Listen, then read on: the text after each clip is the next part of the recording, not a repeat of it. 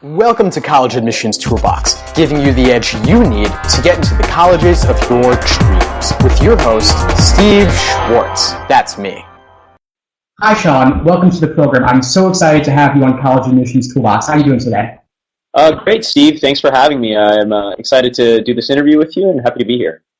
Great. Well, I'm really excited to share your story, your experience with our listeners at College Admissions Toolbox. Why don't we start off with you just giving us a little bit of background on you personally, professionally. What's your story? When I was in high school, I raised my SAT score from an average 1760 to a perfect 2400. And of the 14 million students who have taken the SAT, about 3,000 have gotten a perfect score. And now I've started the only test prep company by a perfect score student, 2400 expert. And from that, a lot of great things have come from that. We have a #1 best-selling book on Amazon. It's called SAT 2400 in Just 7 Steps that I wrote that serves as the basis for the curriculum. We've had a lot of success at 2400 Expert, prepped about 10,000 students, more than 10,000 students, have an average score improvement of 330 points. And so that's a little bit about my company. For me, though, the SAT score was really life-changing. I know we're focusing around college admissions here, and so some of the universities that I got into included Brown University, Northwestern, Johns Hopkins, Berkeley, but I was really focused around medical programs, and I'll talk a little bit about that later. I ended up matriculating on a full-ride scholarship at the University of Southern California, got about $250,000 in total scholarships, and that was nice because I didn't have to pay for college, and then I've completed 3 years of medical school at the University of Southern California in Los Angeles as well. Took a 2-year leave of absence to pursue an MBA, and so that's where I am now. I'm currently in my first year of business school at Yale. So, I know I tried to make it simple, but to simplify things, I own an SAT prep company. I am also an MD MBA student. So I guess that's as simple as I can make it. Wow, Shaan, that is absolutely an incredible background. And you also, you weren't necessarily a natural-born genius, is that right? I mean, you started at 1760 and then had to work your way up to the 2400. Is that right? Yeah, I would say that's a really good recap. Was there one or two resources specifically that you can share with us that kind of unlocked the exam for you, so to speak? Yeah. The #1 resource, really, past beyond anything, is the College Board's SAT Blue Book. Now, right. A lot of students are not, and it sounds so simple for me to say that, but a lot of parents and students don't realize how important this resource is. So every high school student I've ever known, whether it was when I was in high school, seeing my classmates or older classmates getting 2200 and above, or whether it's students now at 2400 Expert, every high-scoring student for the SAT that I know has always used College Board questions. Now, for viewers that don't, or listeners who don't fully know what I'm talking about, the College Board is the company that publishes the SAT. So they're the ones that create the SAT exam that you go in Saturday morning for. They produce what's called a Blue Book, or it's not, the official name of the book is called the Official SAT Study Guide. Now, what I recommend parents and students do is, it's a very big book, like 800 pages or 900 pages, is ignore the first half of the book, which is full of College Board strategies. Those strategies are not really the best strategies to use. You really have to use, because they're going to want you to do it the high school specific way. So why am I saying this book is so important to ignore half of it? Well, the other half of the book gives you 10 practice SAT exams. Now, these are the exams that will really, really help boost your score. A lot of parents and students will go out and they'll go buy, the 10 practice exams from the Princeton Review, or 10 practice exams from Kaplan, or 10 practice exams from Barron's. And the problem with these types of books is they don't give you an accurate picture of what the test is. They're really just hiring third-party writers to make questions similar to what the College Board produces. But the College Board pours millions and millions and millions of dollars into producing super good questions that are standardized and applicable to every test, and they make sure that every test is the same level of difficulty and all of that. And so you really want to use these questions. These questions are gold, and so that's what we use at 2400 Expert. And that's what's really going to help boost your score in terms of the exact resource that you want to go to. And so on top of the College Board Blue Book, what you can also do is subscribe to the official College Board SAT question of the day. I subscribed to it when I was in high school to my email, so you would just get it each day, an email from the College Board official SAT question of the day. So even if you have 5 minutes of time to work on one question a day, that's doing a little bit of SAT prep.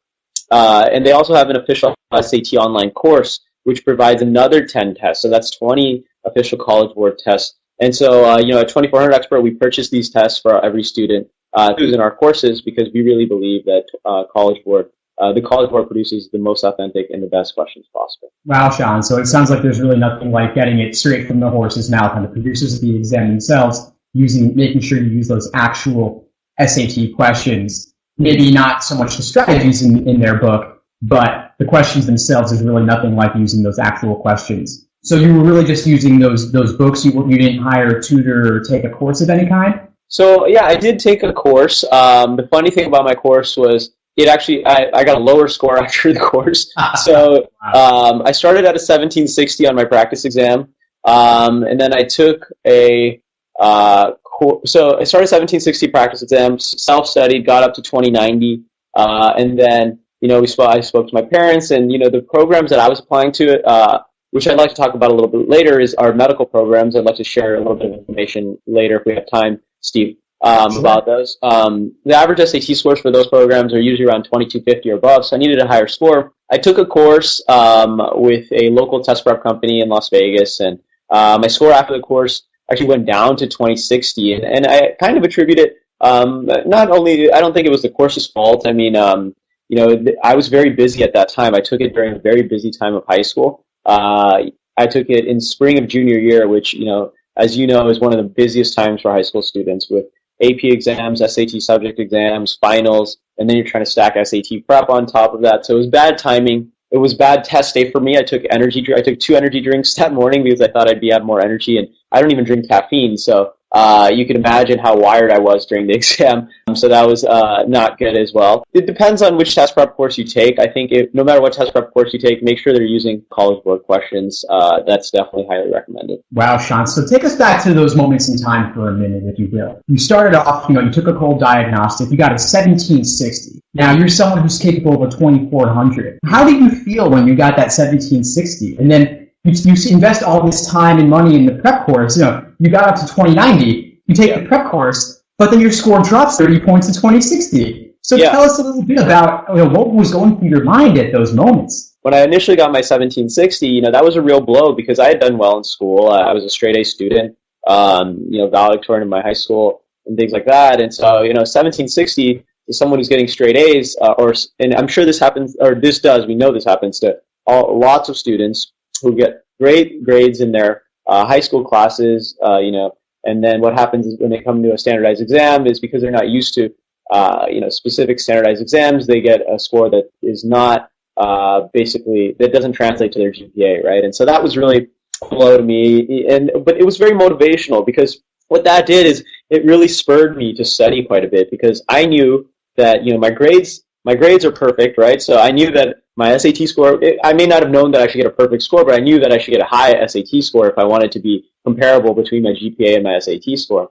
And so it really was a lot of motivation for me to know that, I was starting at a relatively low score, and I wanted a very, very high score. I wanted at least 2250 and above, so I was going to have to work at least 500 points to get there. And in terms of, when I invested time and money into the test prep course, and then, you come back and you get a 2060, that was really heartbreaking because, every high school student just wants to get done with this exam or whatever exam it may be, whether the SAT, the ACT, the AP, SAT2. You just want to take it once and be done with it. And the hardest part about sometimes taking these tests is that your score may lower or your score may stay around the same for a bit, and that's okay. Like, people have been there. I've been there as well. Like, I really just wanted to get a 2250 on my first SAT exam and be done with it.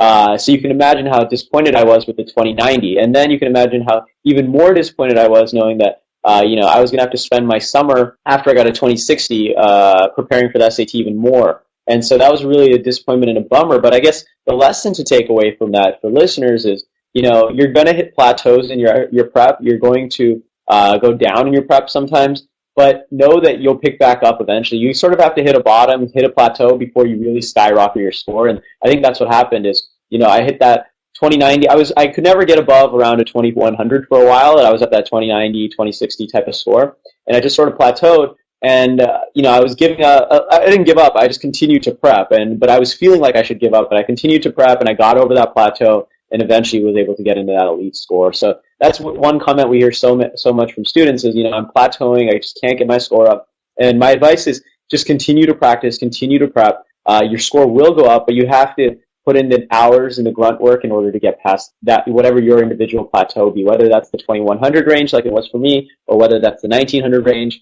whatever it may be for a particular student. Wow, so when you're at that plateau at the 2200 range, what your advice would be, keep practicing, keep plugging away. What are some other tips you have to bring people from the 2200 and get those last couple hundred points towards that, shooting for that perfect score, shooting for those top schools? Yeah, so, when you're in those elite scores, that's when it's, you get diminishing returns on your prep, meaning the more you prep, you're not going to see as huge of an improvement versus if you're starting out at 1300, it's very easy to get your score up very high. But for the elite students, they're looking for, the 2200s and the 2300s and the 2400s, which we've had students do.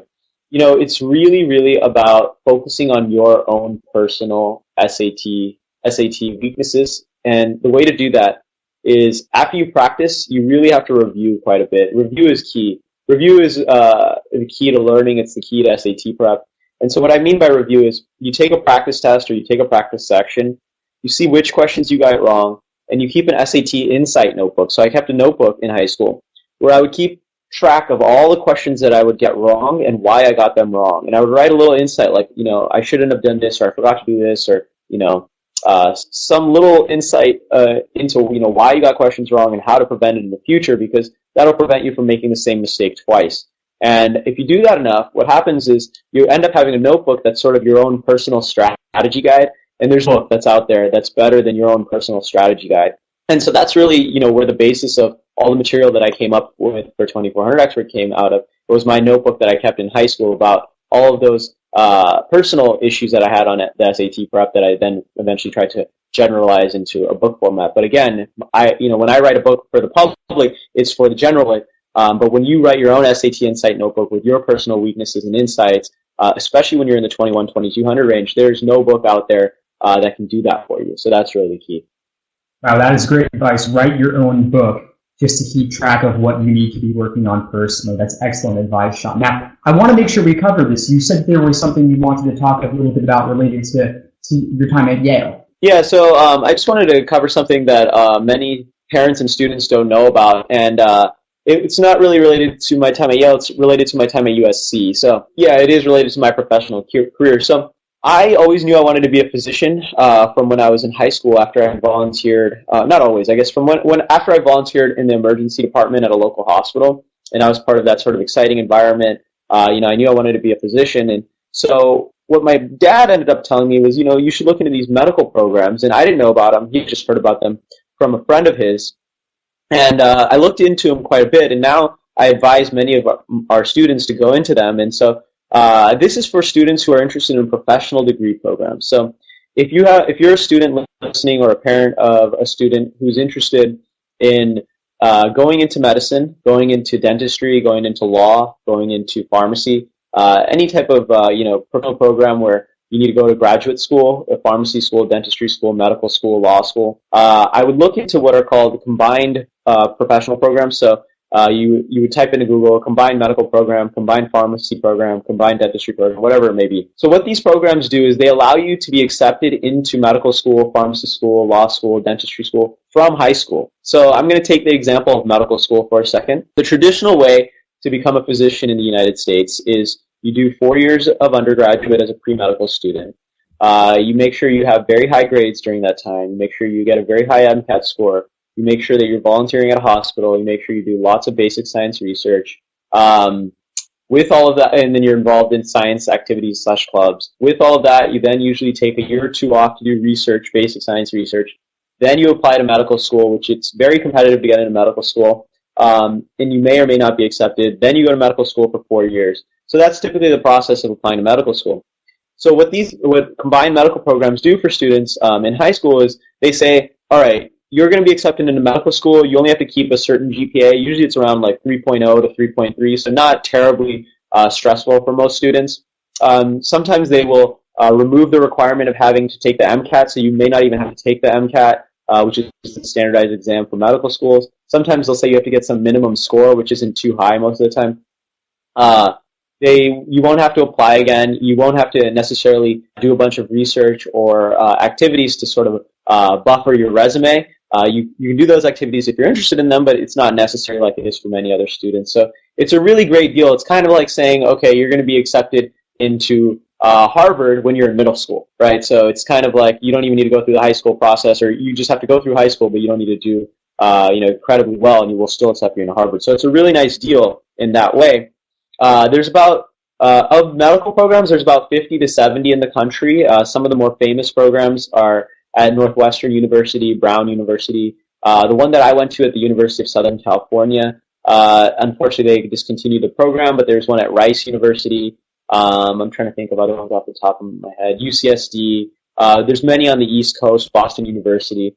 In any case, though, the problem, or not the problem, but the thing with these medical programs and other professional combined degree programs is that they typically are very competitive to get into. There's not a lot of seats. And so typically the average SAT score for most combined medical programs is around 2,200 to 2,250, which is very competitive. And the acceptance rates are less than 5%. So you really have to make sure that, if you're a younger student listening, 9th, 10th grade and thinking about these programs, that you're getting ready for test prep, you are doing some kind of volunteering or community service in the field that you're interested in, whether that be medicine, dentistry, pharmacy, law, and basically show your interest in those programs now, because it is a competitive field, and you can read a lot more about it online. But I just thought I'd share that with listeners because it's something that a lot of parents and students don't know about, and I was grateful to be in because it put me in a very nice position in undergraduate where I didn't have to think so much about my resume or applying to medical schools.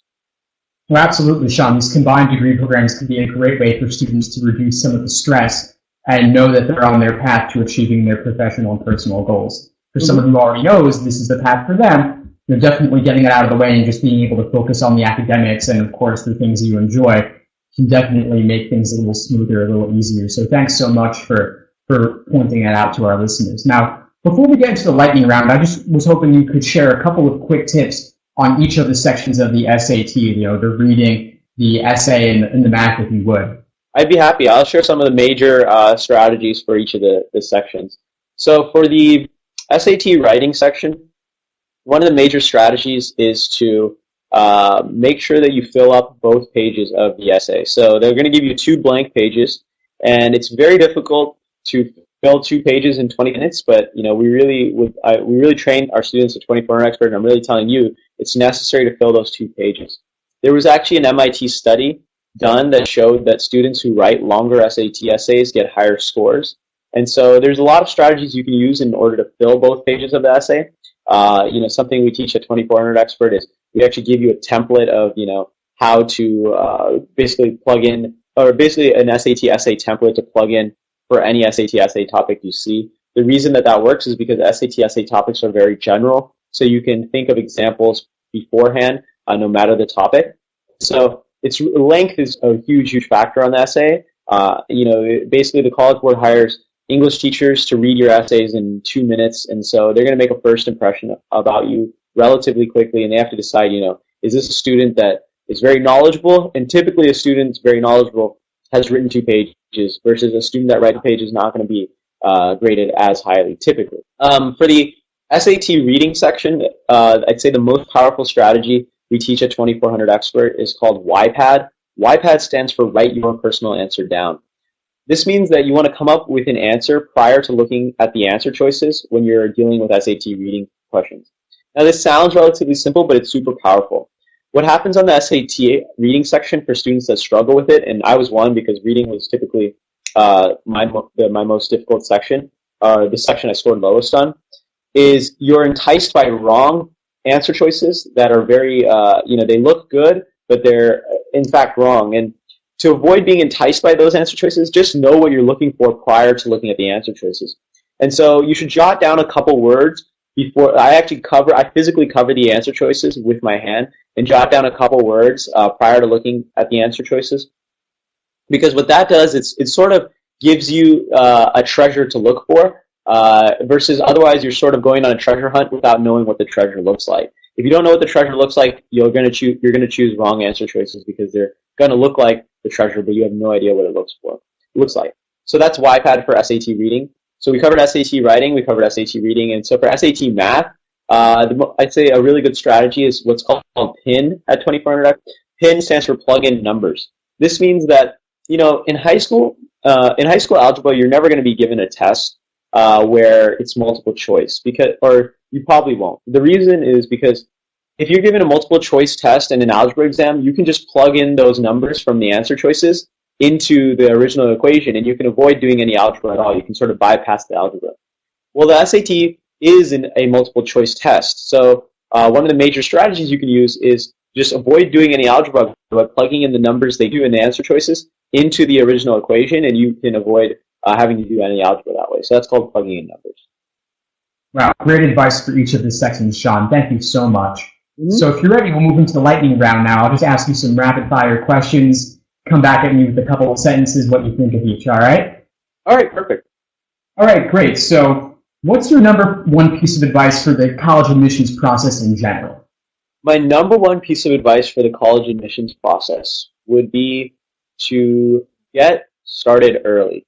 And what I mean by get started early is get started early on everything, whether that's your college essays the summer before your senior year, or whether that's SAT prep, whether that's AP exam prep, whether that's SAT subject prep. Just be ahead of the game, or whether that's scholarships. Everything that goes into college admissions, get started early. Great, thank you so much. What's your favorite college admissions resource, online or not? Yeah, so my favorite resource is College Confidential. This is a forum where many parents and students go to discuss different topics, whether that be college admissions, college essays, specific universities, SAT prep, etc. I used it a lot in high school, and I still use it today. Great. What's one college admissions book that you recommend to students? One college admissions book.